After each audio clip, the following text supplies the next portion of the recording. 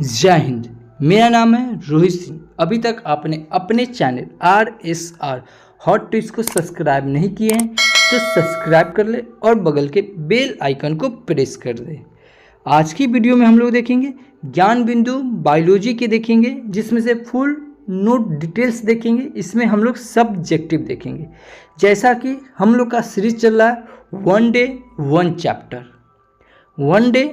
Chapter. इससे पहले हम लोग चैप्टर नंबर 3 तक के कंप्लीट कर चुके हैं। आप नहीं देखें तो वीडियो में डिस्क्रिप्शन के लिंक दिया हुआ है, आप वहां से देख सकते हैं, या आप हमें प्ले लिस्ट में आप भी देख सकते हैं। ठीक है, तो फिर चलिए शुरू करते हैं बिना समय गवाए हुए। आपको बता दें कि वीडियो थोड़ी लंबी होगी क्योंकि वन डे हम लोग 1 चैप्टर कंप्लीट करते हैं। ठीक है, तो वीडियो के अंत तक के आप जरूर बने रहिएगा। ठीक है, क्योंकि अगर छूट जाता है तो फिर काफ़ी ज़्यादा दिक्कत होने की संभावना होती है। चलिए तो फिर शुरू करते हैं।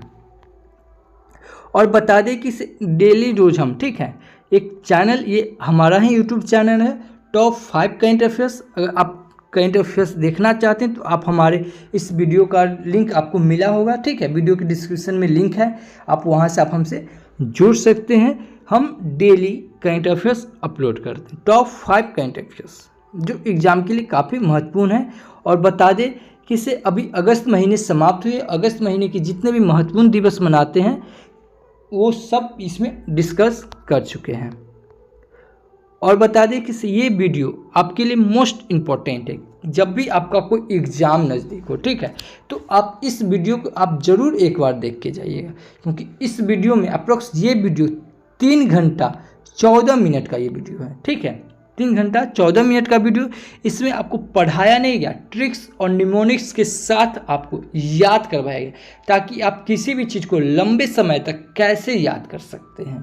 ठीक है, तो आप इस वीडियो को एग्ज़ाम से पहले 1 से 2 बार जरूर देखिए। अप्रोक्स हम बताते हैं कि आपको पूरा का पूरा दिमाग में छप जाएगा।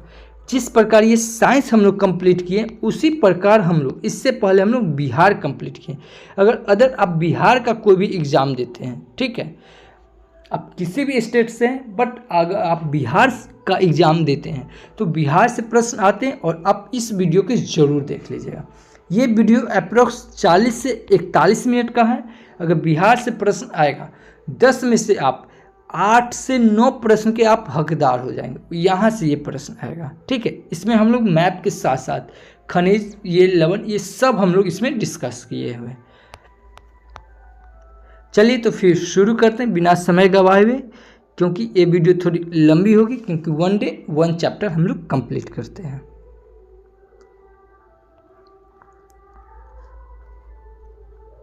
चलिए, बीते हुए अरब वर्ष के दौरान पृथ्वी पर लाखों सजीवों की जातियां विकसित हुई।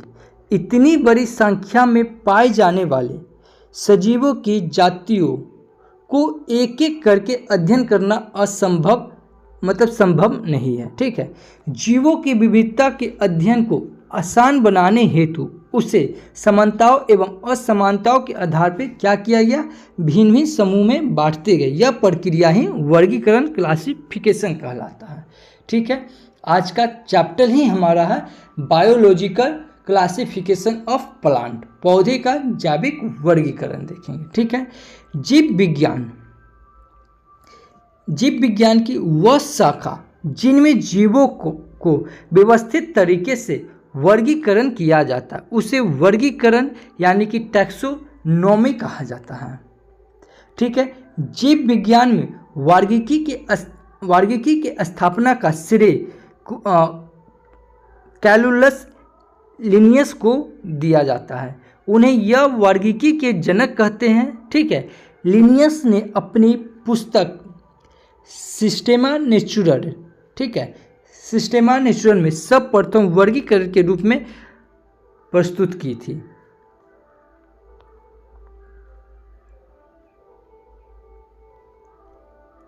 आगे देखेंगे,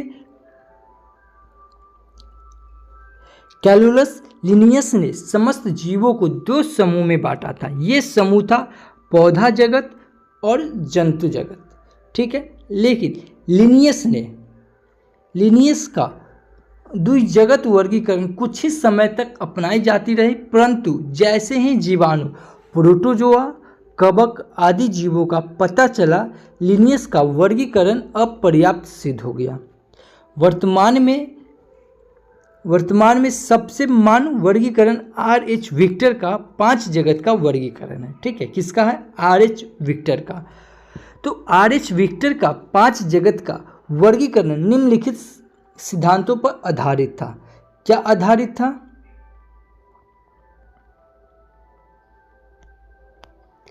पहला था पोषण की वृद्धि। क्या जीव में स्वपोषण होता है या विषम पोषण होता है? दूसरा है कोशिका के प्रकार। क्या जीव में प्रोकैरियोटिक कोशिका है या यूकैरियोटिक कोशिका है? अगला है कोशिका की संख्या। क्या जीव एक कोशिकीय है या बहुकोशिकीय है? या चौथा में विकासीय संबंध, यानी कि विकास के क्रम में विभिन्न जीव आपस में किस प्रकार जुड़े हैं। ठीक है, तो ये हम लोग एक एक करके देखेंगे। RH विक्टर के वर्गीकरण के 5 जगत 5 किंगडम तथा उनकी विशेषता निम्न है। तो अब हम लोग जो RH विक्टर के जो 5 वर्गीकरण दिए हैं, 5 किंगडम दिए हैं, उस पर हम लोग डिस्कस करेंगे, एक एक करके हम लोग पढ़ेंगे। ठीक है, तो ये पहला है मोनेरा किंगडम। इस जगत के जीव सूक्ष्मदर्शी होते हैं तथा प्रोकैरियोटिक कोशिका के बने होते हैं। इन जीवों में अलैंगिक प्रजनन होता है। पोषण की दृष्टि से इस जगत के विभिन्न सूक्ष्म जीव में स्वपोषण तथा परपोषण होता है। इस जगत में बैक्टीरिया, साइनोबैक्टीरिया तथा एक्टिनोमाइसिटीज को रखा गया है। प्रोटिस्टा किंगडम में इस जगत में एक कोशिकीय तथा यूकैरियोटिक कोशिका वाले सूक्ष्म जीव को रखा गया है। मोनेरा जगत के समान इस जगत के विभिन्न सूक्ष्म जीव में स्वपोषण तथा परपोषण विधि द्वारा पोषण होता है। इस जगत के जीवों में लैंगिक तथा अलैंगिक दोनों प्रकार के प्रजनन पाए जाते हैं। प्रोटोजोआ यूग्लिनिया एक कोशिकीय शैवाल तथा साइलम मोल्ड इस जगत के प्रमुख जीव हैं। अब है फंगी किंगडम। इस जगत के कवक या फफूंद को रखा गया है। ये एक कोशिकीय भी होते हैं तथा बहुकोशिकीय भी। कवक में क्लोरोफिल नहीं होने के कारण इसमें स्वपोषण नहीं होता है। ठीक है, ये लाइन याद रखेंगे। इस जगत में जीवों में प्रजनन कायिक, अलैंगिक तथा लैंगिक तीनों तरह से होता है। सभी कवक यूकैरियोटिक कोशिका के बने होते हैं। अब पढ़ेंगे प्लांट किंगडम। इस जगत में सभी बहुकोशिकीय पौधे को रखा गया है। सभी पौधे यूकैरियोटिक कोशिका के बने होते हैं तथा इनमें प्रकाश संश्लेषण द्वारा स्वपोषण की विधि संपन्न होती है। अब एनिमल किंगडम पढ़ेंगे। एनिमल किंगडम इस जगत के अंतर्गत प्रोटोजोआ वर्ग को छोड़कर पृथ्वी के समस्त जंतु आते हैं। ठीक है, सिर्फ प्रोटोजोआ को छोड़कर पृथ्वी पर समस्त जंतु और सभी जंतु यूकैरियोटिक कोशिका के बने होते हैं, जिनमें परपोषण होता है। जीवों का वर्गीकरण में जगत यानी कि किंगडम में सबसे बड़ी कैटेगरी जो होती है वो वर्गीकरण में जीवों का समानता तथा असमानता के आधार पर विभिन्न कोटि में विभक्त करते हैं। सभी कोटि क्रमबद्ध तरीके से एक दूसरे से संबंधित होते हैं। सभी तरीके से क्या होते हैं? संबंध होते हैं, जिसे टैक्सोनॉमिक अनुक्रम कहते हैं। ठीक है, क्या कहते हैं? जिसे टैक्सोनॉमिक क्रम कहते हैं। ये पहले आते हैं स्पेसिस, जिसे जाति कहा जाता है, गेनस जिसे वंश कहा जाता है, उसके बाद फैमिली जिसे कुल, और ऑर्डर यानी कि गण। ठीक है, उसके बाद इस यहाँ पे एक छूटा हुआ, यहाँ पे एक क्लास होगा, क्लास जिसे वर्ग कहा जाता है। ठीक है, उसके बाद डिवीजन या फैलम, उसके बाद किंगडम जगत आता है। तो याद रखेंगे क्या, किंगडम जगत ये सबसे बड़ी जगत है। क्या है, ये सबसे बड़ी जगत है।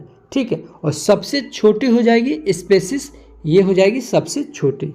ठीक है, याद रखेंगे यहाँ एक क्लास छूटा हुआ था। ठीक है, जिसे वर्ग कहते हैं, इसमें कुछ मिसप्रिंट भी है।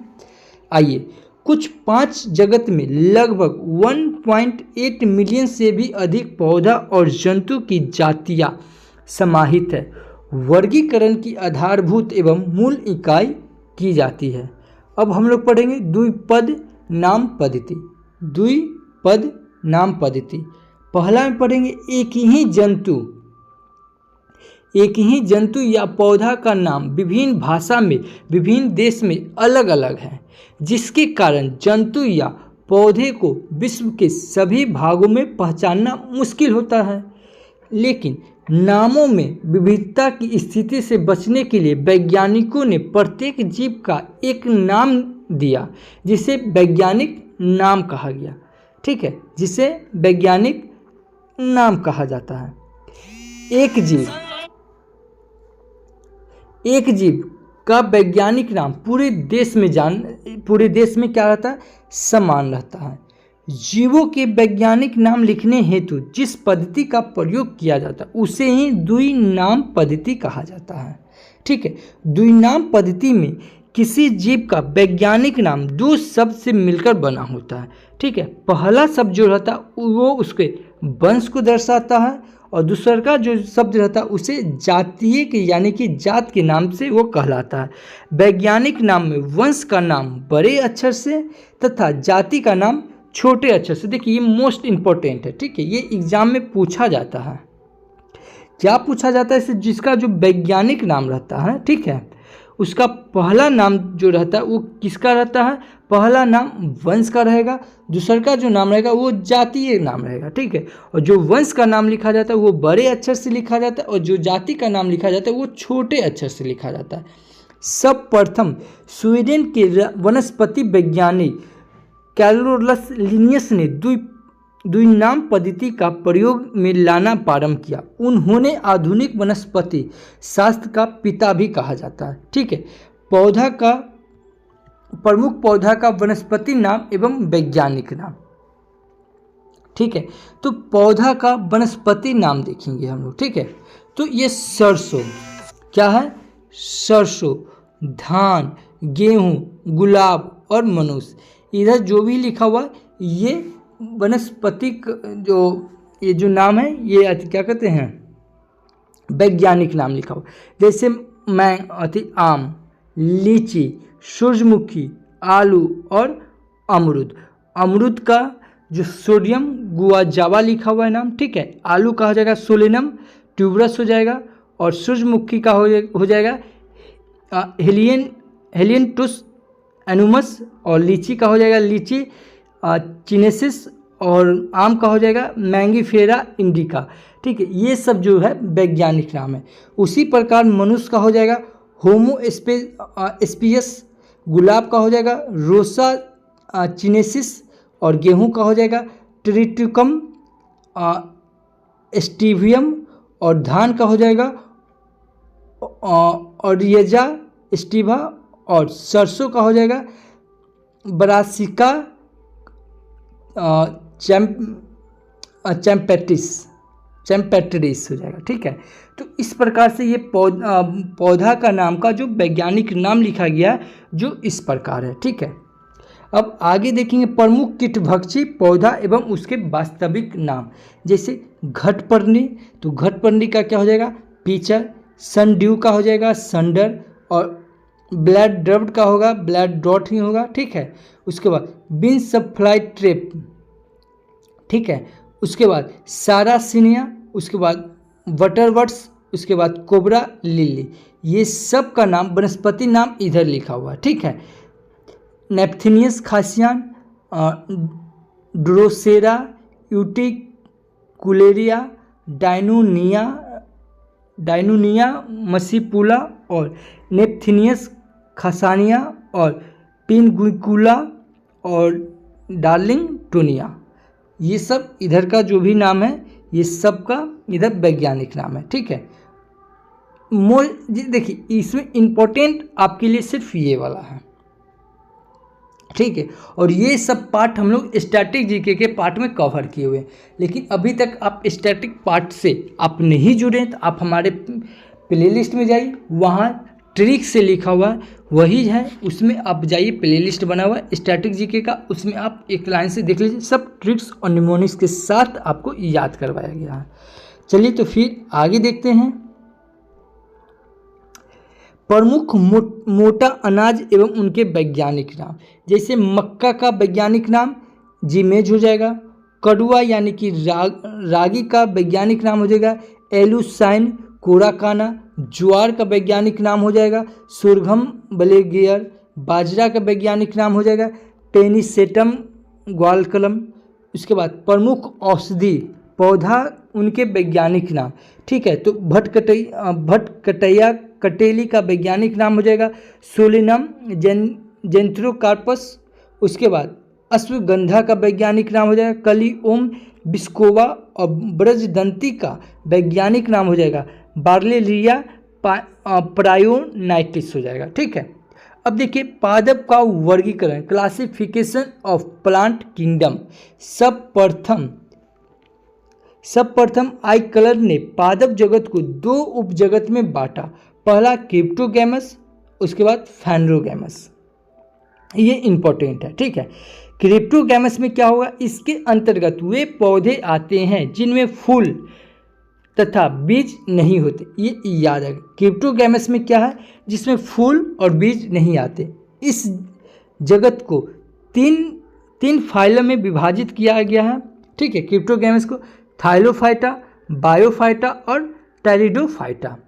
फैनरोगैमस में इसके अंतर्गत पौधा आएगा, फूल भी आएगा और बीज भी आएगा। इस उपजगत को दो भागों में बांटा गया है, जिम्नोस्पर्म और एंजियोस्पर्म। तो एक एक करके अभी हम लोग पढ़ेंगे। क्या पढ़ेंगे, क्रिप्टोगैमस में पढ़ेंगे। क्रिप्टोगैमस में सबसे पहले हम लोग थाइलोफाइटा को पढ़ेंगे, ठीक है। क्रिप्टोगैमस में सबसे पहले हम लोग क्या पढ़ेंगे, थाइलोफाइटा को पढ़ेंगे, ठीक है। तो थाइलोफाइटा के बारे में हम लोग देखेंगे। थाइलोफाइटा के अंतर्गत वैसे पौधे आते हैं जिनमें जड़, तना, पत्ती का अभाव रहता है, यानी कि थाइलोफाइटा में नहीं तो जड़, तना, पत्ती नहीं रहेगा, तथा इनमें संवहन उत्तक जाइलम फाइलम नहीं पाए जाते हैं, ठीक है। इनमें संवहन उत्तक जो होगा जिसमें जाइलम फाइलम नहीं पाए जाते हैं, ठीक है, ये ध्यान रखें। उसके बाद थाइलोफाइटा में क्या होगा, थाइलोफाइटा का समूह प्रमुख पौधा शैवाल और लाइकेन। आप हमें कमेंट में बताएंगे कि शैवाल के अध्ययन को क्या कहते हैं, ठीक है। उसके बाद सभी पौधा क्लोरोफिल युक्त स्वपोषी और प्रायः जलीय, मीठा जल, समुद्री जल और नम स्थान में उगते हैं। प्रजनन इसमें प्रायः अलैंगिक विधि द्वारा बीजाणुओं के माध्यम से होता है, ठीक है। शैवाल एक कोशिकीय होते हैं और बहुकोशिकीय भी होते हैं, ठीक है। शैवाल एक कोशिकीय भी होते हैं और बहुकोशिकीय भी होते हैं। एक कोशिकीय शैवाल मोनेरा जगत में है या प्रोटिस्टा जगत में। बहुकोशिकीय शैवाल में 3 वर्ग है। पहला है क्लोरोफाइसिस, जिसे हरा शैवाल कहते हैं। उसके बाद दूसरा का है फियोफाइसिस, जिसे भूरा शैवाल कहते हैं। तीसरा का है रेडोफाइसिस, जिसे लाल शैवाल कहते हैं। शैवाल के आर्थिक महत्व, पहला कोरेला शैवाल का प्रयोग अंतरिक्ष यात्री भोजन एवं ऑक्सीजन प्राप्त करने हेतु करता है। किसका, शैवाल का अध्ययन। तो जो अंतरिक्ष यात्री रहता है, जो कोरेला शैवाल रहता है, इसका प्रयोग अंतरिक्ष यात्री भोजन एवं ऑक्सीजन प्राप्त करने में करता है। कोरेला में 50% तक प्रोटीन होता है। कोरेला शैवाल में क्लोरोलिन नामक एंटीबायोटिक भी तैयार किया जाता है, ठीक है। जो शैवाल है, कोरेला शैवाल से क्लोरोलिन नामक एंटीबायोटिक दवाई भी तैयार किया जाता है, ठीक है। ग्रेसिलिया, जेलिडियम और कंड्रस जैसे लाल शैवाल से अगर प्राप्त होता है, ठीक है। अगर का प्रयोग बेकरी या व्यवसाय, मिठाई या दंत मंजन, दवा निर्माण तथा कृत्रिम वृद्धि माध्यम बनाने में किया जाता है। लेमिनेरिया शैवाल से आयोडीन निकाला जाता है।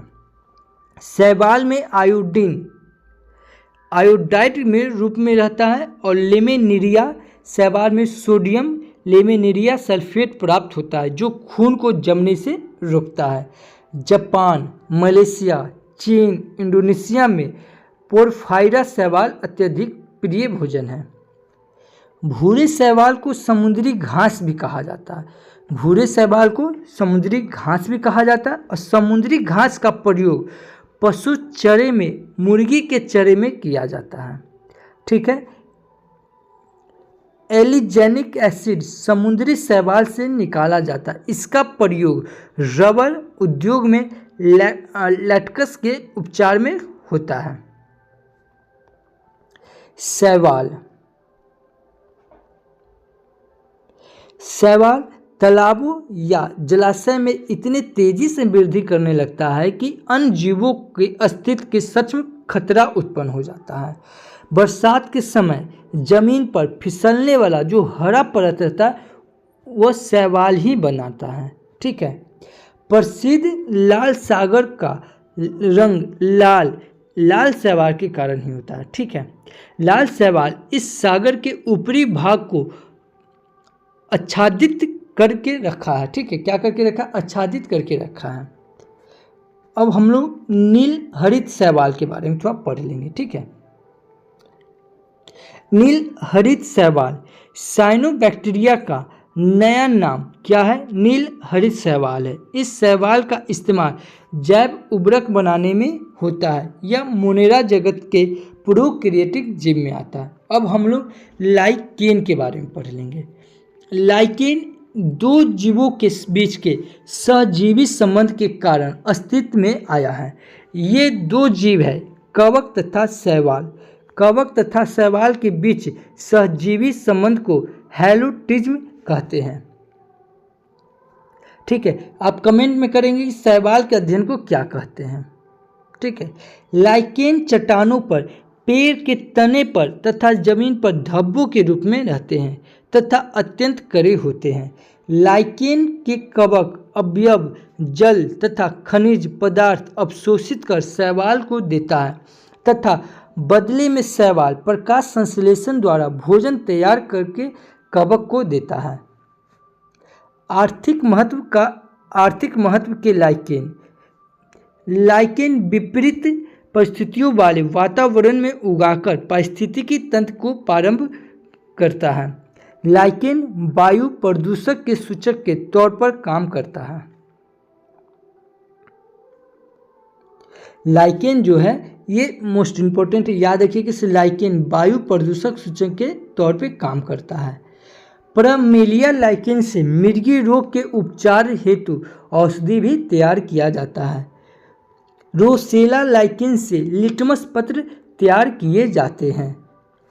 इंडोकार्पन लाइकेन का प्रयोग जापान के लोग सब्जी के रूप में करते हैं। ठीक है। इंडोकार्पन लाइकेन का प्रयोग जापान के लोग सब्जी में प्रयोग करते हैं। अब हम लोग दूसरा का पढ़ेंगे बायोफाइटा। इससे पहले हम लोग थैलोफाइटा पढ़े। ठीक है। जो आपको बताए थे क्रिप्टोगैमस फैनोगैमस में जो पहला अभी हम लोग क्रिप्टोगैमस पढ़े। क्रिप्टोगैमस में के 3 पार्ट होते हैं, थैलोफाइटा, बायोफाइटा, टेरिडोफाइटा। तो अभी हम लोग थैलोफाइटा पढ़े। अब हम लोग बायोफाइटा पढ़ेंगे, उसके बाद टेरिडोफाइटा पढ़ेंगे। तो बायोफाइटा में क्या है? बायोफाइटा के अंतर्गत आने वाला पौधा को पादप जगत का उभयचर कहा जाता है, क्योंकि इस समुदाय के पौधे जमीन पर पाए जाते हैं परंतु निषेचन हेतु पानी की आवश्यकता होती है। पौधा का आकार थैलमस के समान होता है परंतु वास्तविक तना तथा पत्ती जैसा संरचना होता है। ठीक है। परंतु वास्तविक जड़ का अभाव रहता है। पौधे में जड़ जैसी संरचना होती है जिसे मूलाभास कहते हैं। पौधे में संवहन ऊतक जाइलम फोइलम का अभाव होता है। पौधा का लैंगिक अंग बहुकोशिकीय होता है। नर जनन अंग को पुधानु तथा स्त्री जनन अंग को स्त्री धानी कहते हैं। पौधा प्रमुख पौधा मॉर्स, फ्यूनेरिया, मार्केसिया, रिक्सिया और बारबुला, एंथ्रोडेसिस आदि। ये याद रखिएगा बायोफाइटा का ये एग्जाम्पल, इसमें एग्जाम्पल मोस्ट इंपॉर्टेंट है, ठीक है। तो ये आप ध्यान में रखिएगा, ठीक है। प्रमुख पौधा क्या हो जाएगा? मॉर्स, जिसे फ्यूनेरिया भी कहते हैं, मार्केसिया और रिक्सिया और बारब्यूला और एंथ्रोसीरस। मॉर्स तथा लिववर्ट बायोफाइटा समुदाय के चर्चित पौधा हैं। कौन कौन? मॉर्स और लिववर्ट। आगे देखेंगे बायोफाइटा के आर्थिक महत्व देखेंगे। बायोफाइटा के आर्थिक महत्व में पहला आएगा मॉर्स, स्तनधारी चिड़िया तथा अन्य जानवरों के भोजन के रूप में काम आता है, ठीक है। स्फेनगस मॉर्स, जिसे पीट मॉर्स भी कहा जाता है, में जल अवशोषण तथा अवशोषित जल को संग्रह करने की अधिक क्षमता होती है, इसलिए इसे नर्सरी में पैकिंग मटेरियल के रूप में इस्तेमाल में किया जाता है। सूखे मॉर्स का इस्तेमाल ईंधन के रूप में किया जाता है। सौर्स जमीन में चटाई के तरह बिछे होते हैं तथा वर्षा ऋतु में मिट्टी का क्षरण नहीं होने देता। अब हम लोग टेरिडोफाइटा पढ़ेंगे। आ रहा है समझ में? हम लोग पादप जगत का वर्गीकरण पढ़े थे, जिसमें 2 भाग में बांटा गया था, क्रिप्टोगेमस, फैंड्रोगेमस। क्रिप्टोगेमस में को 3 फाइलम में विभाजित किया गया था, थैलोफाइटा, बायोफाइटा और टेरिडोफाइटा, जिसमें से हम लोग थैलोफाइटा पढ़ लिए हैं, बायोफाइटा पढ़ लिए, अब हम लोग टेरिडोफाइटा पढ़ेंगे। तो टेरिडोफाइटा में क्या है? समुदाय, टेरिडोफाइटा समुदाय पृथ्वी पर का पहला विकसित पौधा है, ठीक है। विकसित पौधा कौन होगा? टेरिडोफाइटा। इस समुदाय के पौधे में जड़, तना, पत्ती विकसित होते हैं, ठीक है, तथा संवहन जाइलम और फाइलम तंत्र भी पाए जाते हैं। इससे पहले वाला में नहीं पाया गया था, ठीक है, याद रखेंगे। इस समुदाय के पौधा प्रायः छायादार एवं नम स्थान पर उगाए जाते हैं। पौधा में फूल तथा बीज उत्पन्न करने की क्षमता नहीं होती है। इस समुदाय के पौधा के जनन अंग बहुकोशिकीय होते हैं और नर जनन अंग पुंधानियाँ तथा मादा जनन अंग स्त्री धानियाँ होते हैं। निषेचन हेतु जल की आवश्यकता होती है। हेटेरोस्पिरस टेरिडोफाइटा में जाइगोट मातृ पौधा पर ही लगा होता है। जाइगोट विभाजित होकर भ्रूण बनाता है। इस घटना को पौधा में बीज स्वभाव की उत्पत्ति माना जाता है। प्रमुख पौधा मर्सिलिया, फन, हर्स्टेल और सिंजिनेला और इक्विजिटम। देखिए अगेन आपको बार बता रहे, ये एग्जाम्पल मोस्ट इंपॉर्टेंट है, ठीक है। टेरिडोफाइटा का एग्जाम्पल आप याद कीजिएगा, मार्सिलिया, फन, हॉर्स्टेल और सिनिजिनेला और इक्विजिटम, क्योंकि ये जो चैप्टर, इस चैप्टर में सिर्फ और सिर्फ एग्जाम्पल ही पूछे जाते हैं। अब हम लोग टेरिडोफाइटा के आर्थिक महत्व पढ़ लेंगे। पहला क्या है? लाइकोपोडियम बीजाणु का प्रयोग दवाई बनाने में होता है और मर्सिलिया का प्रयोग सब्जी के रूप में, टेरिडियम का प्रयोग पशु चारे के रूप में होता है और एजोला, जिसे जलीय फन कहते हैं, इसका इस्तेमाल जैव उर्वरक के रूप में होता है। सिनेजिनेला में पूर्ण जीवन का गुण होता है, इसका प्रयोग सजावटी पौधा में किया जाता है। ये याद रखेंगे, ठीक है। जो हम लोग दूल्हे का जो गाड़ी सजाते हैं उसमें ये सिनेजिनेला में पूर्ण जनन होता है और इसी से हम लोग गाड़ी उड़ी सजाते हैं, इसीलिए इसे सिनेजिनेला को सजावटी पौधा कहा जाता है, ठीक है। इसके बाद आर्फियोग्लोसम, ये टेरिडोफाइटा समुदाय के ऐसे पौधा हैं जिनमें सर्वाधिक गुणसूत्र पाए जाते हैं। इस गुणसूत्र की संख्या 630 जोड़ा, ठीक है, या इसे 1260 गुणसूत्र भी कह सकते हैं। अब हम लोग जिम्नोस्पर्म पढ़ेंगे। क्या पढ़ेंगे? जिम्नोस्पर्म के बारे में पढ़ेंगे, ठीक है।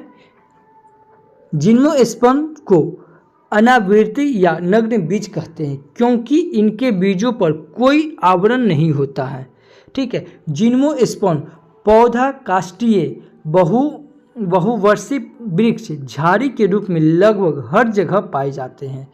जिम्नोस्पर्म के पौधा में पूर्ण विकसित मसूला जड़ जिसे टैप रूट कहते हैं, ठीक है। तो मूसला जड़ होते हैं। इनके कुछ पौधे के जड़ों में शैवाल तथा कवक सहजीवी संबंध बनाकर रहते हैं। उदाहरण के लिए जैसे साइकस, ये पूछेगा एग्जाम में, ठीक है, साइकस, ठीक है, ये शायद ग्रुप डी के एग्जाम में शायद पूछे हुए था, ठीक है। से जिम्नोस्पर्म का एग्जाम्पल क्या है, तो साइकस हो जाएगा, ठीक है।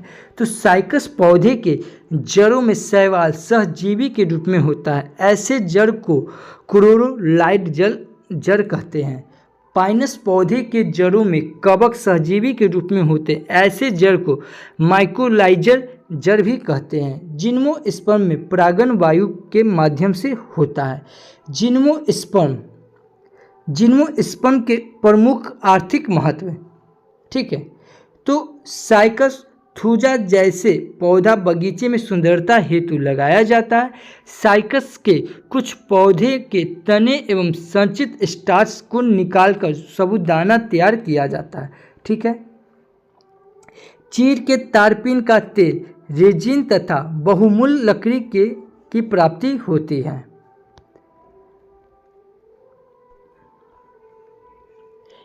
इफ्रेडा वृक्ष के तने से इफेड्रिन औषधि तैयार होती है। इस औषधि को खांसी तथा दम्मा जैसे रोग के उपचार में प्रयोग में लाया जाता है।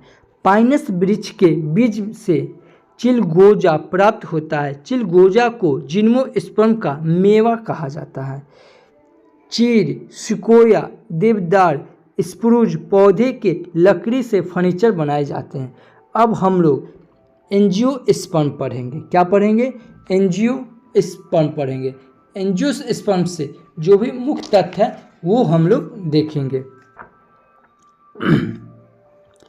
एंजियोस्पर्म पौधे का सबसे बड़ा समूह है। इसके अंतर्गत कुल 2.5 लाख स्पीशीज शामिल है। इन पौधा का बीज आवरण से ढके होते हैं। जिम्नोस्पर्म तथा टेरिडोफाइटस समुदाय के पौधा अनेक स्थान पर पाए जाते हैं, किंतु ये पौधा इतनी अधिक भिन्न जलवायु में नहीं पाए जाते हैं जितने कि एंजियोस्पर्म पौधा टुंड्रा जलवायु से लेकर गर्म उष्णकटिबंधीय क्षेत्र, रेगिस्तान, एंटार्कटिक तक पाए जाते हैं। सबसे छोटा एंजियोस्पर्म पौधा क्या होता है? वुल्फिया। ये इंपॉर्टेंट है, ये याद रखेंगे। वुल्फिया इतना छोटा होता है कि इसे सूक्ष्मदर्शी से देखना पड़ता है। वुल्फिया जलीय पौधा है। सबसे लंबा एंजियोस्पर्म पौधा यूकेलिप्टस है, ठीक है। क्या है? यूकेलिप्टस है।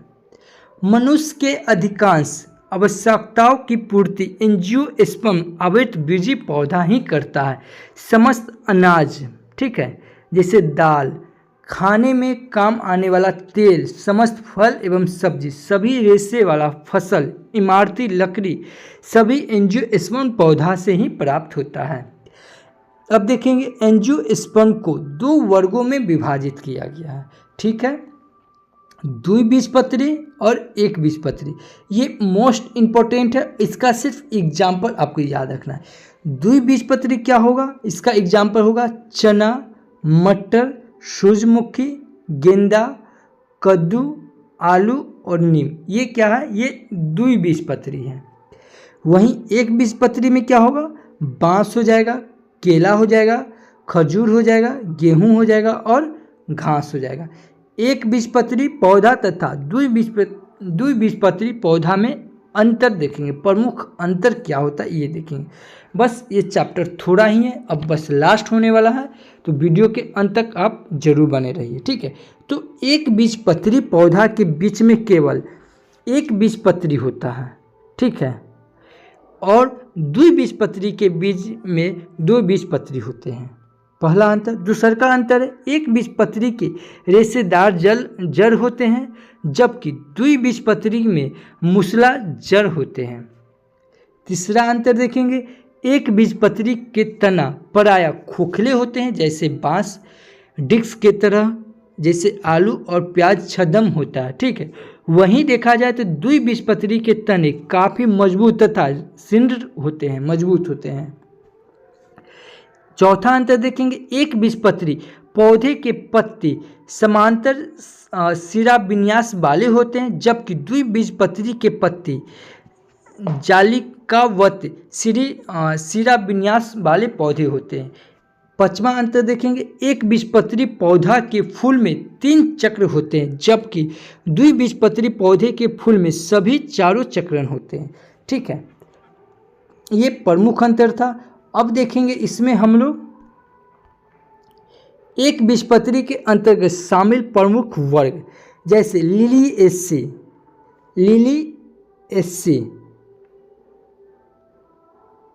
क्या है, लिलिएसी।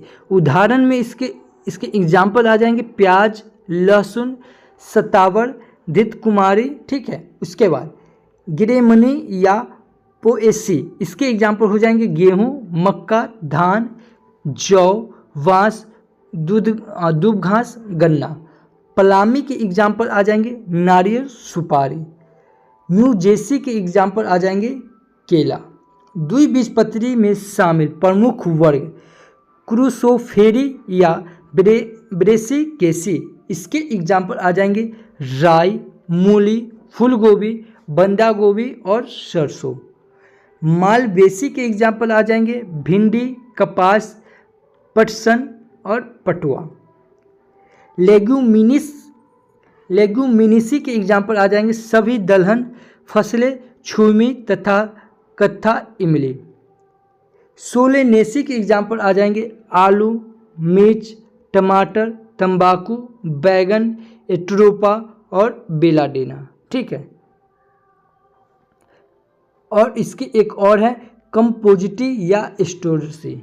ठीक है, क्या है, कंपोजिटी या एस्टेरेसी। यह द्विबीजपत्री का सबसे बड़ा कुल है। ठीक है, समझिए, याद रखेंगे। इसका एग्जाम्पल हो जाएगा सूरजमुखी, गेंदा और गुलदाउदी और डहलिया और कुसुम और धतूरा। अब रूटेसी का एग्जाम्पल हो जाएगा नींबू, संतरा, मौसमी और बेल। कुकुरबिटेसी का एग्जाम्पल हो जाएगा तरबूज, खरबूज, खीरा, ककड़ी, परवर, करेला और लौकी। मिर्टेसी का एग्जाम्पल हो जाएगा अमरूद, यूकेलिप्टस, जामुन, मेहंदी। अम्ली फेरी का एग्जाम्पल हो जाएगा धनिया, जीरा, सौंफ, गाजर। रेनन कुलेसी का एग्जाम्पल हो जाएगा बटरकप, काला, जीरा। ठीक है, और रोजेसी का एग्जाम्पल हो जाएगा सेब, नाशपाती और गुलाब। अब देखिए, ये मोस्ट इम्पॉर्टेंट है, किसी याद रखने तत्व। हमको याद क्या रखना है, तो पहला में नंबर में याद रखें, कपास के बीजों के सतह पर रेशे होते हैं जिनसे रुइया प्राप्त होता है। पटनस के तंतु से प्राप्त रेशे से रस्सी, बोर बनाए जाते हैं। मेथी के बीज मसाले के रूप में प्रयोग होते हैं। कसूरी मेथी की पत्तियां मसाले के रूप में प्रयोग होते हैं। नील पौधे से प्राप्त होता है।